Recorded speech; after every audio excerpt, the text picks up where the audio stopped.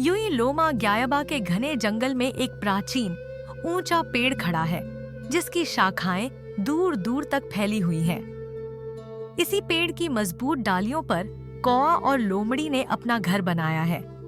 यह स्थान न केवल इन दोनों के लिए सुरक्षित आश्रय है, बल्कि जंगल के अन्य जीवों के लिए भी आकर्षण का केंद्र है। पुराने पेड़ की छाया में जीवन की कई कहानियां जन्म लेती हैं और यहीं से हमारी कहानी की शुरुआत होती है।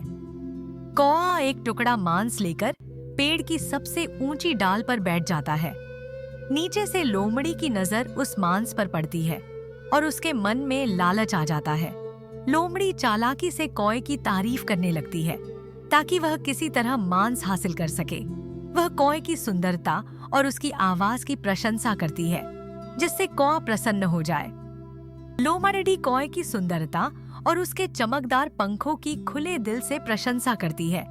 उसकी बातों से कौआ गर्वित महसूस करता है और उसका आत्मविश्वास बढ़ जाता है। लोमड़ी की तारीफों से प्रभावित होकर कौआ खुद को और भी खास समझने लगता है। इस प्रोत्साहन के चलते वह अपने गुणों का प्रदर्शन करने के लिए उत्साहित हो उठता है। लोमड़ी कौए की प्रशंसा करना जारी रखती है, उसके स्वर की सराहना करती है और उसे गाने के लिए प्रोत्साहित करती है। वह स्थानीय कहावत का हवाला देकर कौए को मनाने की कोशिश करती है कि उसकी आवाज वास्तव में अद्वितीय और मधुर है। लोमड़ी की बातों में इतनी मिठास होती है कि कौआ खुद को रोक नहीं पाता और गाने के लिए तैयार हो जाता है। इस पूरे समय लोमड़ी अपनी चतुराई से कौए को फंसाने की योजना बना रही होती है।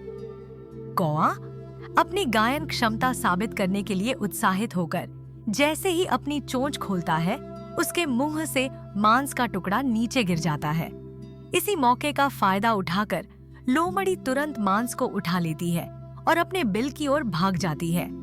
कौआ अपनी गलती पर पछताता है, जबकि लोमड़ी चालाकी से अपना शिकार सुरक्षित कर लेती है।